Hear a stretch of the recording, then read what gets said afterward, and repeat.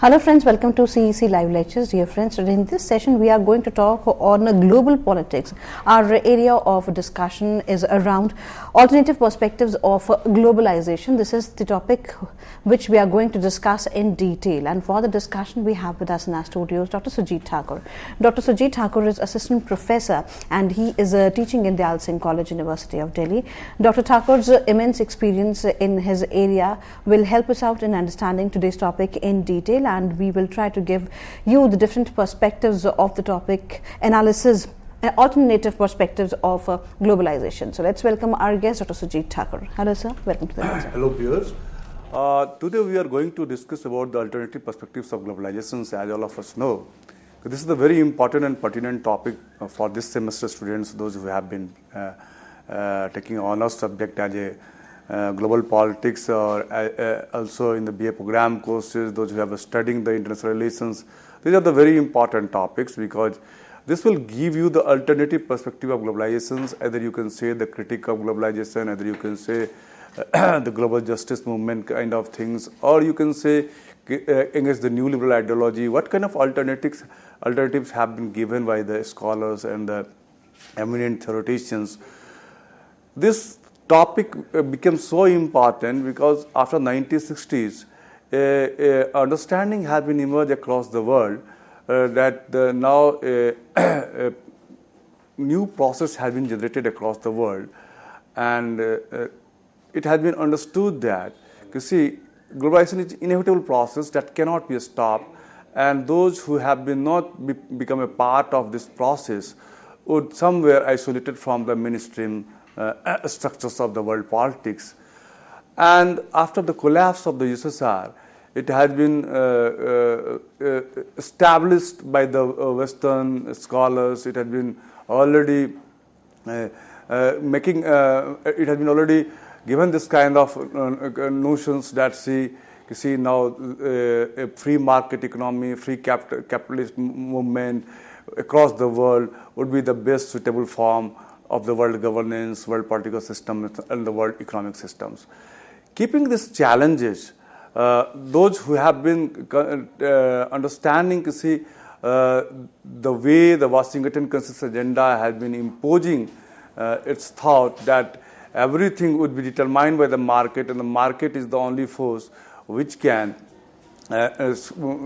solve all the problems, being challenged by the transnational social movements, being challenged by the one segment of the media, challenged by the civil society, challenged by the different advocacy groups.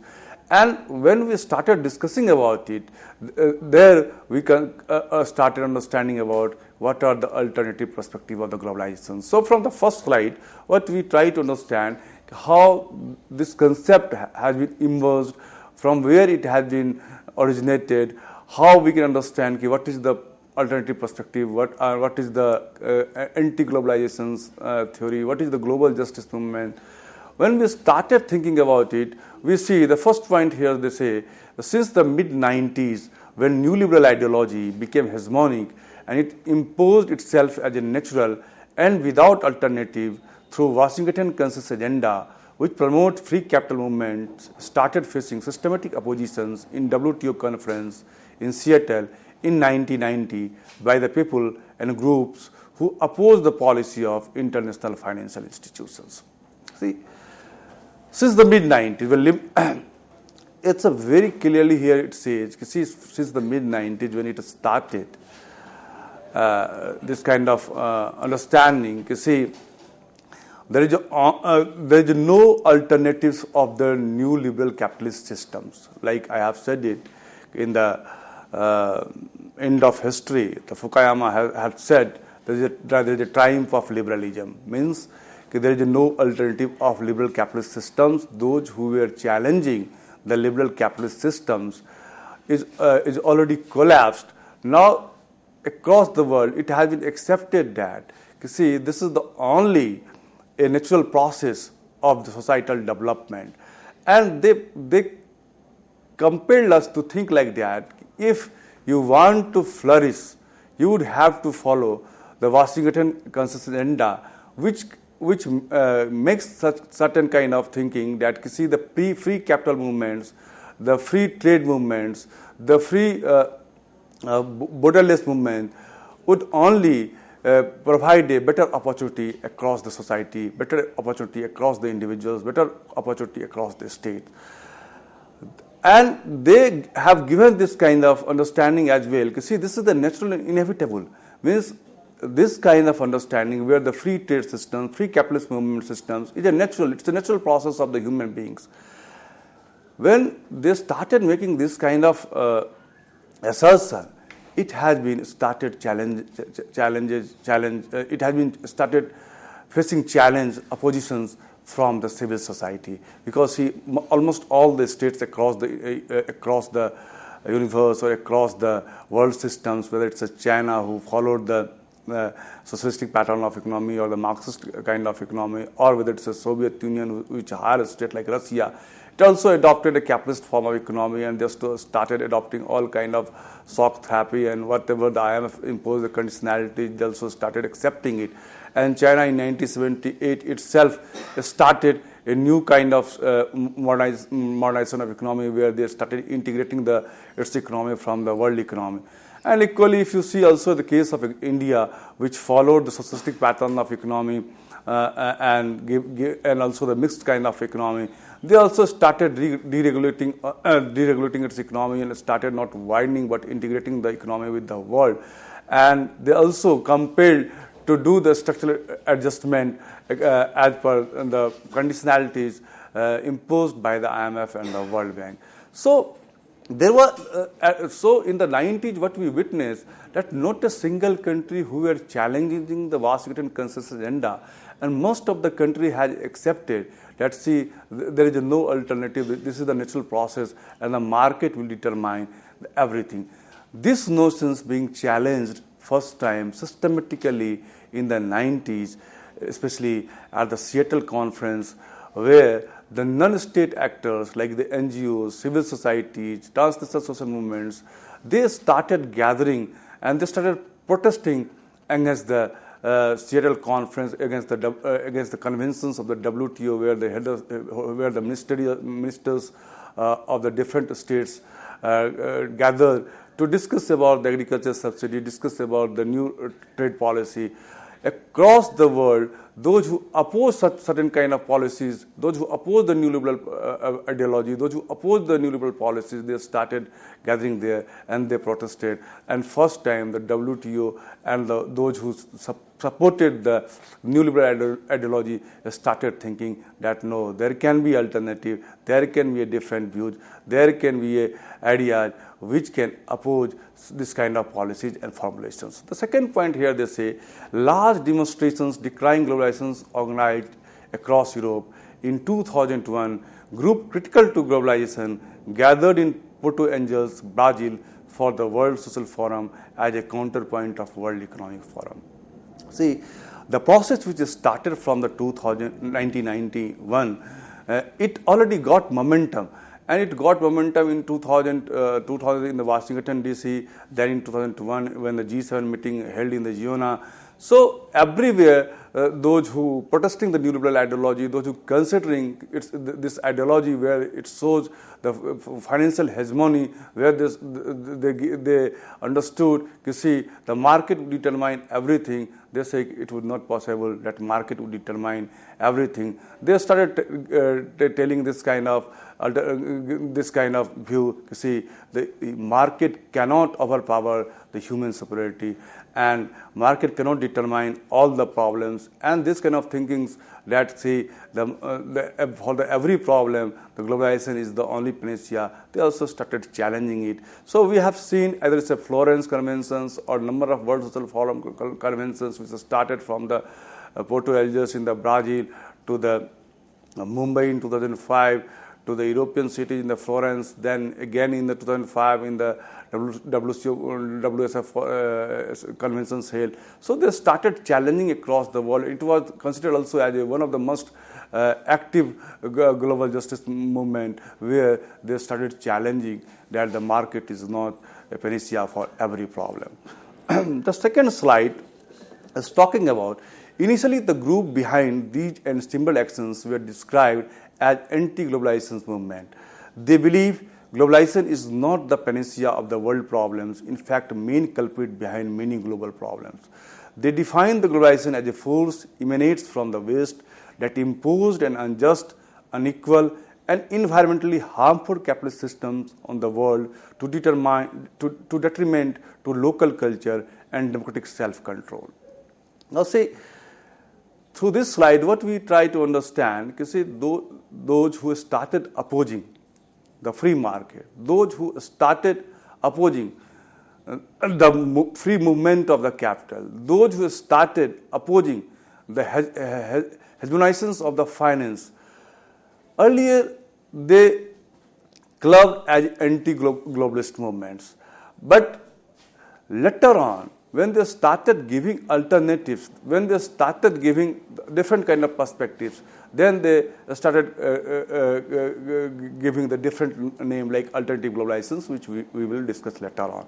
But their main concern is, you see, the globalization is not the panacea for all the problems. Like, see, when we started studying about the globalizations, there are three main perspectives which discussed about the three big debates which have discussed about the globalizations, like the globalist, internationalist, and transformationalist. Within these three debates, the internationalist always talking about, it is still a big debate whether the globalization is happening or not. It still is it is an issue of debate. So how we can say globalization is inevitable, and if we cannot follow the process of the globalizations, it means we are outcasting from the world structure system. So they also, those who are the transformers, those who are supporting the anti-globalization movement, they also started talking about, within the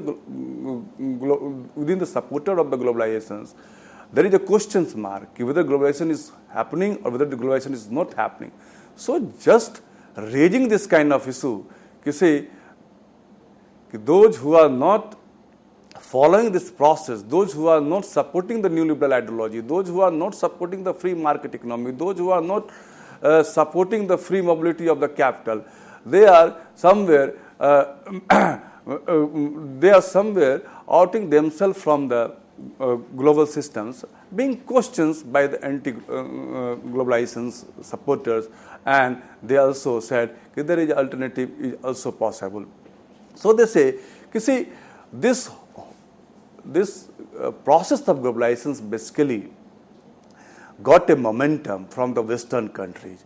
It's not got a momentum from the Latin America, it's not got a momentum from the Africa, it's not got a momentum from the Asia, and it's got a momentum because their economy started getting stagnated, so they wanted to have a greater market in the Latin American area, in the Asian area, in the African continent. So they said, this whole the process of globalization, the phenomena which considered as inevitable phenomena, basically it emanates from the West, and it imposed the unjust, unequal, environmentally harmful capitalist systems. Means whatever they are trying to impose, the systems that is unjust, unequal, and environmentally harmful for the country.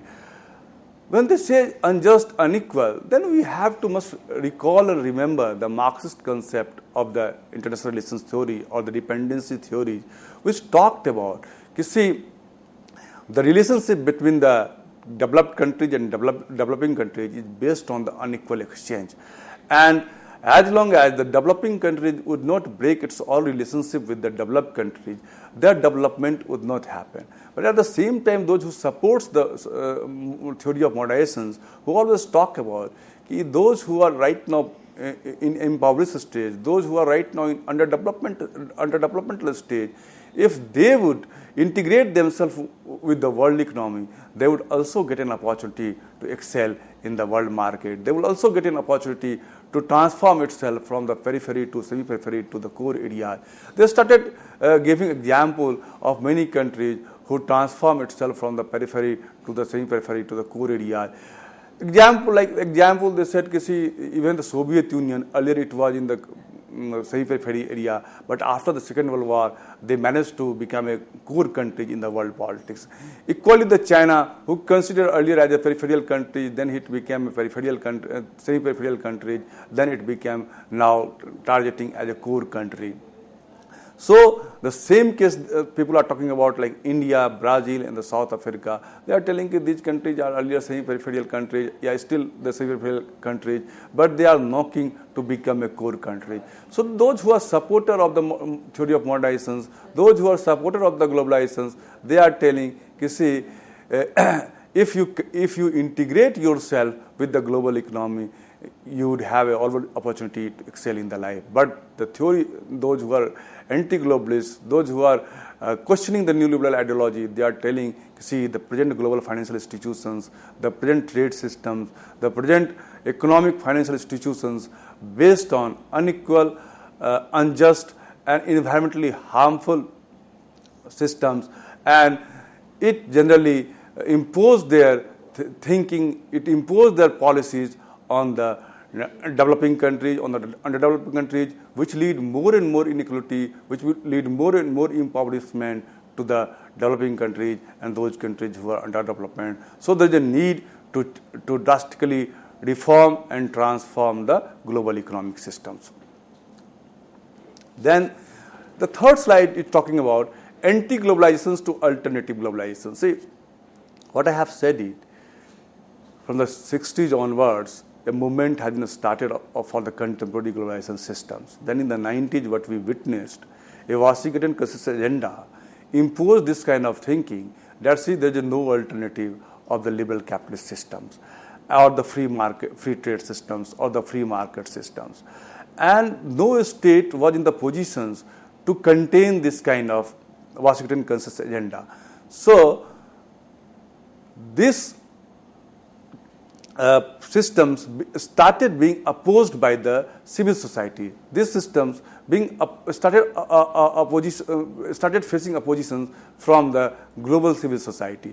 And there, earlier, when they started challenging through the different kind of protest in the Seattle Conference or the Washington DC or in the GIONA or through the World Social Forums, people started dubbing them as anti-globalist. But later they started giving alternatives. So in this slide, what we try to understand is how the anti-globalization movement became a alternative globalization movement. Here the first point that are telling, the term anti-globalizations turned out to be misfit for the critique of globalizations, as most of the features of the globalization, such as world-spanning communications and transportation systems, the global monetary systems, the world science and disseminations, are become part of anti-global movement. As the movement became more coherent and interconnected, the term alternative globalizations replaced the expressions anti-globalizations. The second point here, they say that the alternative globalists expressed the more positive expressions than the critique of globalizations by invoking members of the movement by saying another world is possible. Here we have to very clearly understand, you see, though both are the synonymous, the anti-globalizations and the alternative globalizations, but the anti-globalization is more in the negative sense, which oppose the neoliberal ideology, which challenge the neoliberal thinkings, which challenge the existing financial systems. But alternative globalization is the more positive expressions. Why it became more positive expressions? Because those who were challenging the policies and formulations of the Washington Consensus agenda or the globalizations, when they started mobilizing the people across the world to counter this process of globalizations, they also followed the same policy. They also accepted the same formulations, whether it is a world-spanning communication and transportations, whether it is a global monetary systems, or whether the world science and disseminations. They all became a part of their mobilizations as well. So people started questioning to see the things which you have opposed, started adopting the same things when you yourself started mobilizing the people. So they say the communication, technology, the integrations of the economy, mobility of the labor, challenging globalization systems through uniting the women across the world, uniting the labor across the world, uniting the environmentalists across the world. When they said, see, you are doing the same thing what the globalists start doing, which they say, see, the world is getting integrated, world is getting interdependent, world economy is getting the country has now no borders, people are moving from one place to another place. Then why you are challenging all these things? Then they said, see, the way they are trying to impose the market, the way they are trying to impose the financial hegemony, the way they are trying to hegemonize the whole institutions of the world through the capital, we are just opposing it. We are talking about the human security, we are talking about environmental protections, we are talking about student rights, we are talking about women rights, we are talking about the sustainable development, we are talking about democratic rights. So we are not only criticizing the process of globalization, we are in fact criticizing the way it has been imposed artificially on the human security to the market security. So we are questioning this. The market cannot be super and one policy cannot fit to all. So we are just challenging these notions. We are not challenging the notions why the world is getting integrated, why the economy is getting transformed, why the communication technology has transformed the whole world.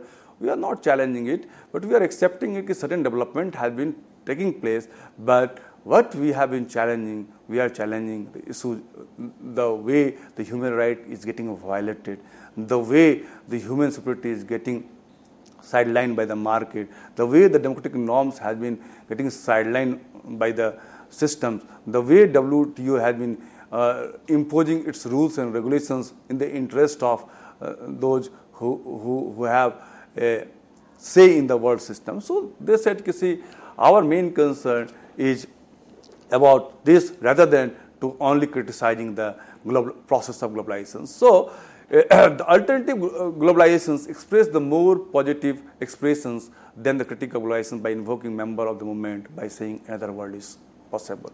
When they say, see, another world is possible, means they're trying to say, see, it's not essential that the systems which have been prevailing from the 1960s onwards as a new liberal ideology, and the way after the 90s it has been challenged across the world, you see, the only one thing that can be provide a better livelihood, better employability, better governance, better transportations, better technology, that is through the process, that is through the only free market and through the market. They said, we are challenging these things and we are talking about, the alternate world is also possible, that is apart from the market, that is about the human beings, that is about the preservations of environment, that is about the indigenous thinking, that is about the sustainability, that is about the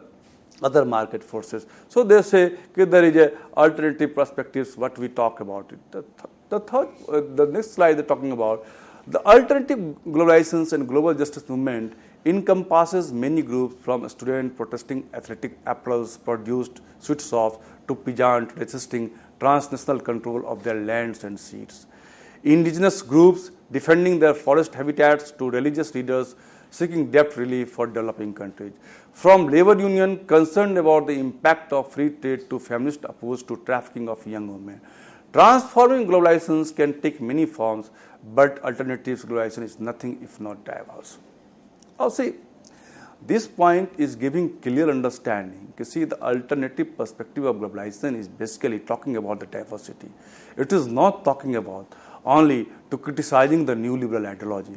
It's not talking about only a superimpositions of the WTO. It is not talking about a global financial hegemony. What it's talking about, you see, across the world, they mobilize the people. They mobilize the people on the basis of the student protesting the athletic apparels produced. For example, if you see in the Indonesia, when the Nike contractors abusing the human rights of the workers, then the Nike contractor, the Indonesian peoples raised the human rights issues across the world. They went to the third world, they went to the first world. They started creating a mass mobilization. They started creating a public opinion, and they started telling, you see how these Nike contractors are harming the human rights of the ethnic Indonesians. And when this issue being challenged, when this issue being started coming in the debate, people started thinking about a moral crisis has been emerged across the world, and the Nike contractors started giving more redressal to the workers in Indonesia. As long as they wrote to the Nike contractors in Indonesia, as long as they wrote their own governments, they didn't hide, they didn't listen to their grievances. But when they started challenging it on the global forum, when they started aligning with the human rights groups, the issues became a global. Across the country, people started challenging it. People started questioning the Nike contractors' policy, which somewhere harming the human rights issues. And the industrial labor relations converted into the issue of the human rights. And it's not the Indonesian government, it's not the Nike contractor, it's the transnational civil society, it's the transnational movement, it's the transnational global justice movement that compelled and forced the Nike contractor to withdraw all kind of harsh conditionalities against the workers and follow the international labor standards. So it shows it's not only one issue, there are a number of issues like the peasant resisting transnational control of their lands and seas, what we have witnessed in the Seattle conference. Basically, it was talking about the agriculture subsidy. So across the India, what we witnessed when Indian government signed about infinite clause, when it was added, when there was a right to food security issues being questioned by the WTO, Indian government said we cannot. It was just due to the farmers' resistance movement across the world, and it was supported by across the world because our farmers are in the distress and people are questioning about it. So the transnational civil society started playing a very important role in all these things. Later on, we discuss after the break all these issues. With this note, thank you so very much for giving us this session. Friends, you are requested to be with us as we are back after a short break and would be discussing further. Thank you.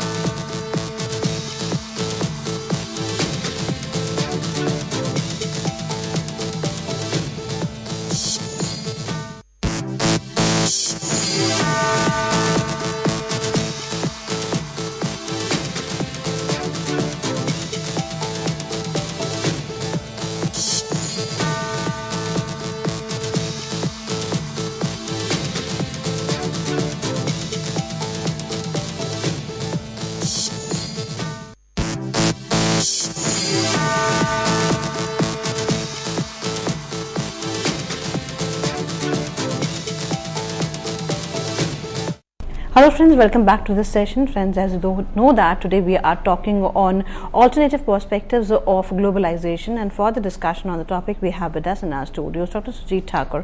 Dr. Sujit Thakur is assistant professor and he is teaching in Dal Singh College, University of Delhi. Dr. Thakur's immense experience always helps us out in discussing and describing various topics, and we believe that through this session also we are going to get maximum knowledge. So let's welcome our guest, Dr. Sujit Thakur. Hello, sir. Welcome to the lecture. So once again, just we have been continuing our issues, what we have been discussing about. You see how the alternative globalizations or the global justice movement encompasses various issues. It has confined only with the one issues, but it has been various issues. It has been raised, whether it's the issues of the labor rights, whether it's the issue of the student protest, whether it's the issue of the farmers' distress, whether it's the issues of the debt repayment structures, whether it's the issues of the feminists oppose the trafficking of young women.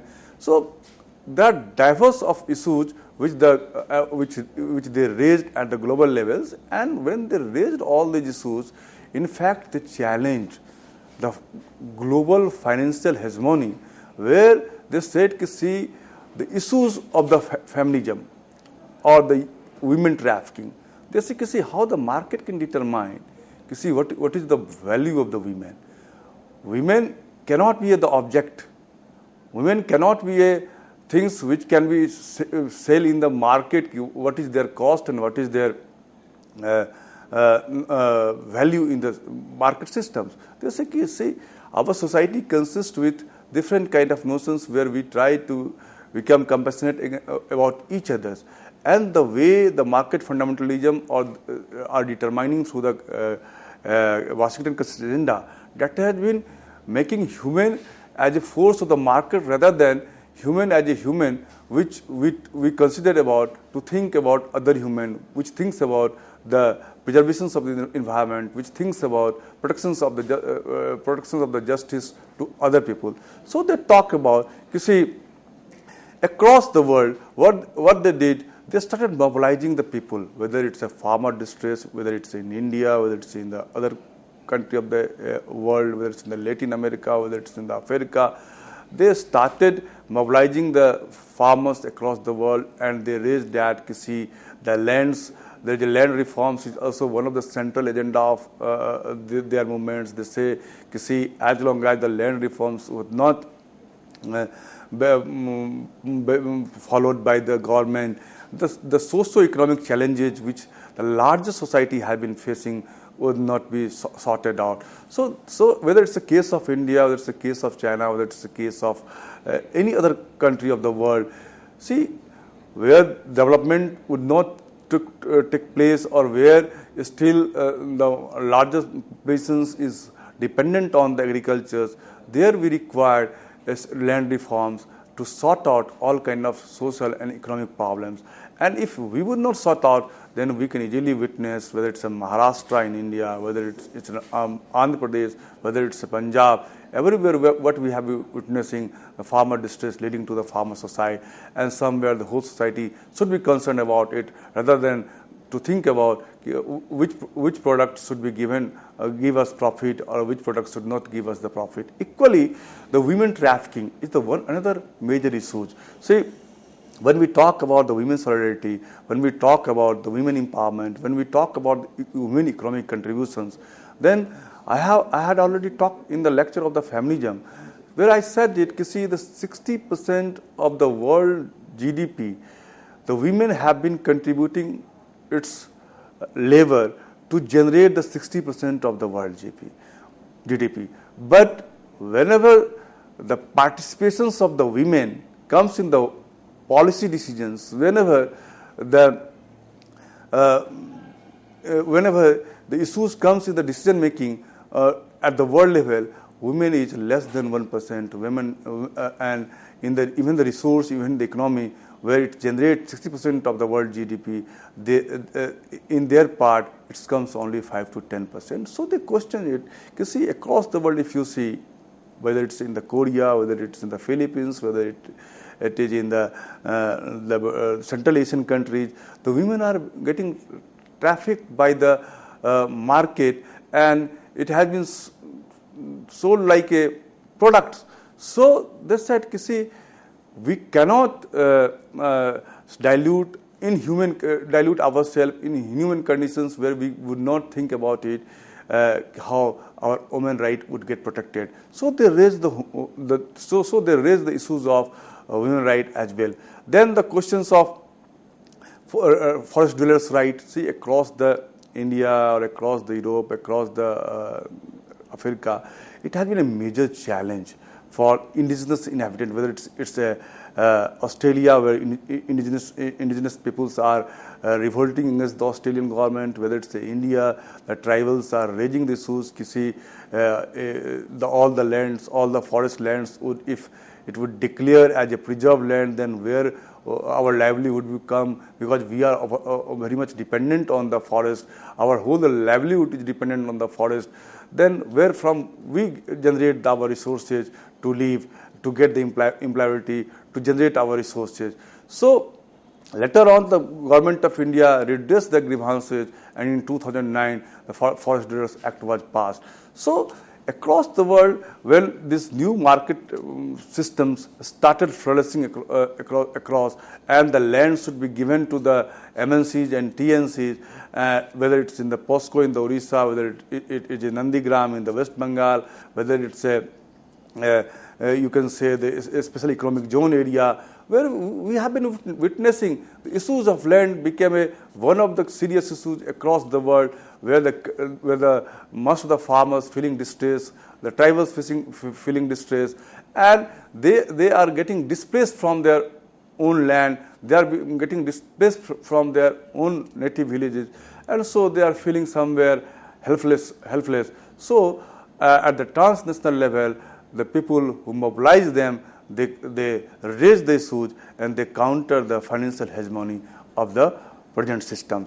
So what we understood through this slide, you see, the alternative globalizations or the global justice movements encompasses across the number of issues, whether it's concerned the labor, whether it's concerned the environment, whether it's concerned the women, whether it's concerned the students, whether it's concerned the industrial hazardness, whether it's concerned the human rights issues. They raise all kind of issues. So it's not the one issues, but there are diverse issues. So the alternative globalization is not about just criticizing the globalizations, but it is about the right of the marginal, the right of those who have still untouched from the development, those who have been getting displaced. So they questions about whole the developmental theory, and they started questioning about, you see, the mainstream perspective of development, which talked about the modernizations, urbanizations, and industrializations would help or sort out all the problems of the society. So they said, no, this is not the issues. Only the urbanizations, only the industrializations would not sort out the problems. Only the free flow of the market would not only sort out the problems. There are a number of issues which we have to think differently than to think about that the market would decide everything. So here, now in this slide, what we are witnessing, how we can theorize, how we can trust it, the alternative globalizations being theoretically supported by what kind of thinkers. So there are some prominent name comes in our mind. First name is Joseph Stiglitz. Let's talk about market fundamentalism. Amartya Sen's talking about equitable distributions of resources. American sociologist Peter Evans' concept of counter-hegemonic globalizations. He thinks of women, labor, and environment movements as three families within this joint global effort. Now see, there are three prominent thinkers who has challenged this concept of the globalizations in the different forms. First one is Joseph Stiglitz. When he got a Nobel Prize, he questions the market fundamentalism. When we talk about what is a market fundamentalism, it is a concept first originated in the late 19th century when Adam Smith talked about the laissez-faire. And where they said the market would determine everything. Market would sort out all the problems. Market would determine the behavior of the states. Market would determine the structures of the world politics. Market would determine the human values. So the Stiglitz when these notions once again reimposed through the Washington Consensus Agenda, Stiglitz argued that, you see, the market fundamentalism would not sort out the problem of the women right. Market fundamentalism would not sort out the problem of equitable order in the society. Market fundamentalism would not sort out the problem of the tribals, indigenous people's rights. Market fundamentalism would not sort out the problem of the human rights. So, market fundamentalism would not sort out the problem faced by the under developing countries or developing countries due to this unequal exchange relationship between the developed and developing countries. So they said, you see, the most essential part to understand that, you see, if we want to a well-ordered society, we will have to think apart from market, where we think that the market would determine everything, and market is not the panacea of all the problem. That is the basic core understanding of the Joseph Stiglitz, and they raised and they questions and they supported the process led by the global justice movement. Then the Amartya Sen concerns for equitable distributions of resources.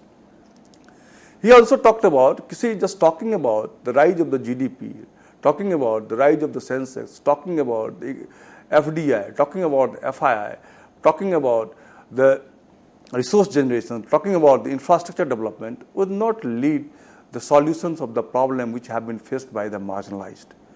The most important is, the factor is how to build a capability among the human or among the citizen of the world. See, just providing some assistance, providing some subsidy would not sort out the problem of them. But instead, building a capability, that is the more important factor. As long as the human capabilities would not build up, and as long as the resources would not distribute equitably, society would not lead a well-ordered society. A conflict and conflict would always generate among societies, because someone would have a haves and some would not have a haves. Someone would come in the haves node. So society would never exist in the peaceful atmosphere. So if we want to have a stable society, it is very important to equitable distributions of resources. Means whatever the resources we have, it must be equitably distributed among all. As long as we cannot distribute the resources among all, we would not have a fair society. So here both the Stiglitz and Amartya Sen, through market fundamentalism and equitable distribution of resources, they talk about the fair society. They talk about the fair justice systems. They talk about a well-regulated, well-ordered society, the way the 1971, one of the most prominent contemporary political thinkers, Rawls, talked about how we can establish a well-ordered society. So they talked about, see, right now through this Washington Consensus Agenda, one person is getting more and more richer, another person is getting more and more poorer and poorer. So one is generating more and more resources, another is getting deprived from all these things. Equally, in the dependency theorist Enaguna Frank also talked about, you see, as long as the developing countries or the Latin America would not break all kind of ties with these developed countries, the Latin American countries would not develop themselves. So equally, here they are also talking about, Stiglitz and Amartya Sen talking about, you see, as long as the market would not kept aside at the time of deciding the resources, and as long as you would not show the concern and compassion for your fellow beings, you would not have a better society. You would not have a society which would for all. So the third thinker, American socialist Peter Evans' concept of counter-hegemonic globalizations. He thinks of women, labor, and environment movements as three families within this joint global effort. Now, the Peter Evans talking about the counter-hegemonic globalizations. In the Gramscian terms, when we talk about the Washington Consensus Agenda, it says, you see, when they talked about, it's a natural and inevitable, they said it's the hegemonizations of the finance. means everything being determined by the market. That has been well accepted, well argued by the Western society and being accepted by all. So they said, when no state has countered it, no state has challenged it, then the civil society started challenging and opposing this views. And they raised the banners through this anti-globalization movement, through the alternative perspective of globalization movement, through the global justice movement, and they encompasses all the marginal sections, whether it's a student, whether it's a labor, whether it's a women's rights, whether it's issues of the environment. So they said, you see, when we talk about the counter-hegemonic, when they say we can only challenge through building an indigenous movement. And here they identify the three groups. One group, they say the women. They say across the women, they are somewhere marginalized, whether it's a Western women, whether it's Eastern women, whether it's the African women, whether it's the Latin American. So across the women rights movements, somewhere force the global structure systems to think about the gender. So when we started analyzing about the international politics, when we started analyzing about the world politics after the 90s, we can easily witness a certain kind of women's perspective has been started emerging and getting influence in the world politics. And a scholar like Cynthia in law, a scholar like Cynthia Weber's and Chandra Mohanty, all started talking about where are the women, whether it's a third world women, whether it's a first world women, or it's a second world women, where they are in the world politics. If they are not, then there is a requirement of solidarity among them. But at the same time, there are differences within the women movement, but they challenge the notions of the development. The development notions which talked about the market would be helpful for all. So they said, see, if the market would be helpful for all, then if we generate the economic resources of more than 60% of the world GDP, then why there is only 10% resources comes in our hand? Why the certain work structures would be given more importance, but the caring, nurturing are given less importance to in the market? Why there is a distribution between the private and public? So the Peter Iman said, see, this is the one of the area where if the women across the world get united and started questioning the world structure systems, they would also question this world hegemonic financial institutions led by this Washington agenda. And as they forced in the 60s, where developmental pyramids and people start talking about the gender development index. So equally, when these issues would be emerged, women would get consolidate themselves, then they again counter this hegemonic challenge faced, imposed by the Washington agenda. Then the second, identify the labor. See, the labor movements across the world always challenged the exploitations of the financial market, whether it through the First International, when the Marx talking about you have to nothing to lose, unite the workers should be united across the world, whether it's the Second Internationals or in the present contemporary times. We can see when there was a strike in the Volkswagen in the Brazil, across the labor movement they got united and they forced the management to consider the demand of the workers. Equally in the Indonesia also, when there was a protest against the inhuman conditions of the Nike, across the globe labor movement get united and they compelled and they forced.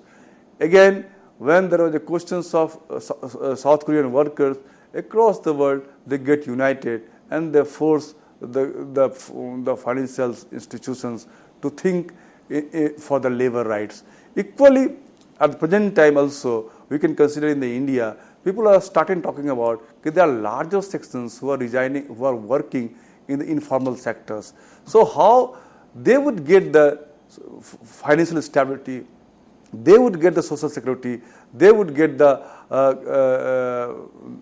peace of the mind. So these are the basic concerns. So across the world, when they start talking about the finance, talking about, you see, the market would determine every issues and market would overcome all the challenges, then the labor movement started talking about, see, if world require peace, if world require stability, if world requires security, then those who are working in the informal sectors, those who are working like workers, whether they would not require security, whether they would not require the safety nets, whether they would not have a concerns about their future. So, through this alternative globalization perspective, the Peter Evans trying to tell us, you see, there are three core issues, there are three trees, they said, you see, if they got united, this hegemony of the finance would be directly challenged, and here they identify the women, the labor, and the environment, because environment across the world is also one of the major challenges.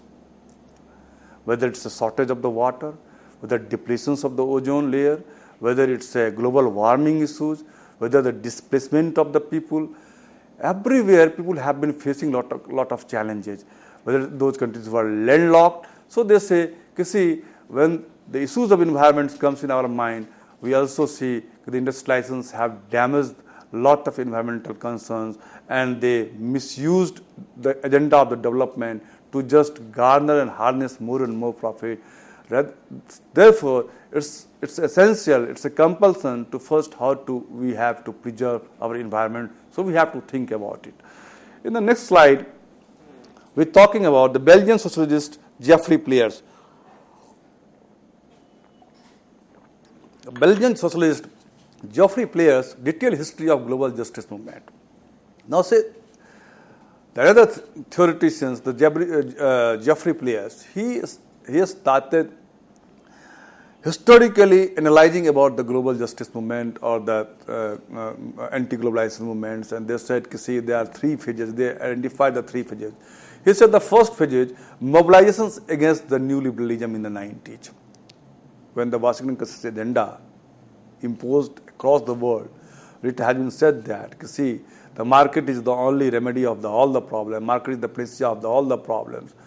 Then the people across the civil society started mobilizing across the state against this hegemonic financial impositions by this Washington Consensus agenda. So he said, see, through mid-90s, we can easily trace it, mobilization against new liberalism in the 90s. Then second, they say, the more organized forms of movement in 2001 to 5. They say, see, if we have to identify how the global justice movement started playing a very important and crucial role, then what we witnessed from the Seattle conference to the Giona protest to the Washington DC in 2000, then the Porto Algiers conference in the World Social Forum. So they say from 2001 to 2005, when in 2001 in the Porto Algiers, then in the Florence, then again in the Porto Algiers, then in the 2004 in the Mumbai, what we witnessed, this era was quite active in regard of global justice movement.